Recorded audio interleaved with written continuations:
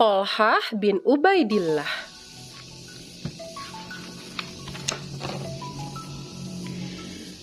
Thalhah bin Ubaidillah seorang saudagar Quraisy. Ya, saudagar itu orang yang suka berdagang.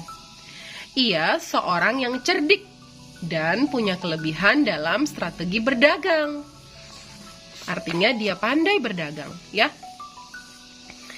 Thalhah memeluk Islam lewat perantara sahabat yang paling dicintai Rasul. Siapakah dia? Abu Bakar As-Siddiq, ya.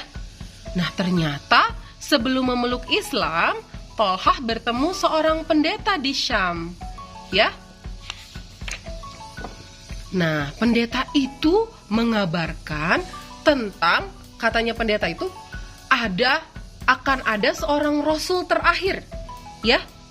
Pendeta itu bilang ke Thalhah untuk segera menemui Ahmad bin Abdullah. Dikasih tahu sama pendetanya, namanya Ahmad bin Abdullah, Rasul terakhir itu.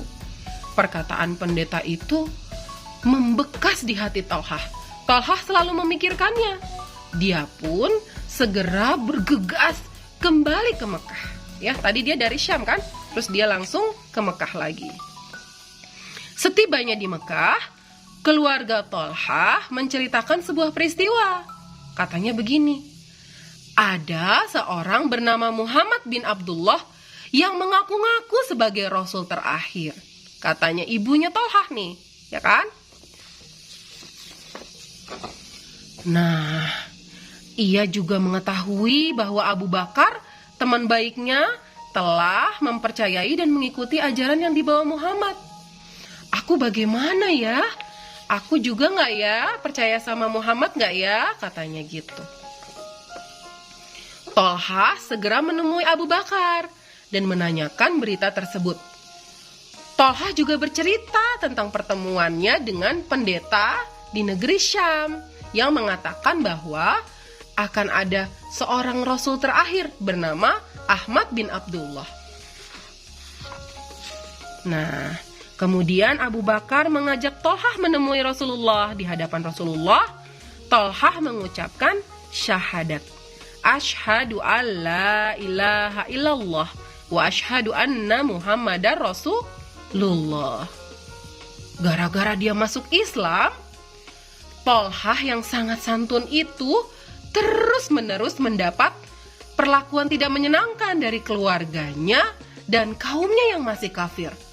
Bahkan ibunya pun ikut mencaci maki karena ketaatannya pada Allah dan Rasulullah SAW. Dia bersedih.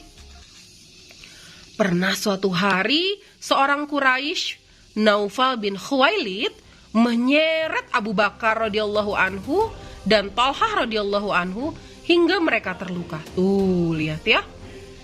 Peristiwa ini menyebabkan dua sahabat mulia itu mendapat gelar Al-Qarinain. Artinya sepasang sahabat yang mulia karena kesabaran mereka saat dizolimi oleh orang-orang kafir Quraisy. Cobaan dan ujian hidup Thalhah nggak berhenti sampai di situ. Banyak orang-orang yang mengganggu, ya, dan itu tidak membuat semangatnya surut untuk tetap memeluk agama Islam. Aku tetaplah seorang muslim, kata Thalhah. Ketika perang Uhud, Thalhah mendapat gelar Asyahidul Hayy, artinya syahid yang hidup. Maksudnya apa ya? Gini nih, dia kan dapat banyak luka ya saat perang Uhud ya. Tapi Allah ternyata masih mengizinkannya untuk tetap hidup. Padahal banyak sekali luka di sekujur tubuhnya. Ya. Nah, Thalhah juga dikenal sebagai orang yang dermawan. Beliau sering mencukupi kebutuhan orang lain. Dia sangat suka bersedekah, ya. Thalhah wafat di usia 60 tahun. Beliau meninggal pada perang Jamal. Thalhah radhiyallahu anhu gugur sebagai seorang syahid. Selama hidupnya dia selalu menepati janji, termasuk janjinya untuk mentaati perintah Allah dan Rasulullah SAW. Rasulullah Muhammad SAW menyatakan tentang Tolha dalam sebuah hadis. Artinya, Abu Bakar di surga, Umar di surga, Utsman di surga, Ali di surga, Tolhah di surga, Az-Zubair di surga, Sa'ad di surga, Sa'id di surga, Abdurrahman bin Auf di surga, Abu Ubaidah bin Al-Jarrah di surga. Hadis riwayat At-Tirmizi. Nah, anak-anak, ingat ya, Tolha adalah salah satu dari 10 sahabat yang dijamin masuk surga. Kenapa dia masuk surga? Salah satunya adalah dia tidak pernah ingkar janji, terutama janjinya kepada Allah dan Rasulullah. Karena itu ketika dia dizolimi, dijahati, dia tetap bersabar ya. Seperti tadi julukannya adalah Al-Qarinain ya, yaitu 2 sahabat yang apa tadi? Ayo dibuka lagi, 2 sahabat yang apa ya? 2 sahabat yang mulia ya.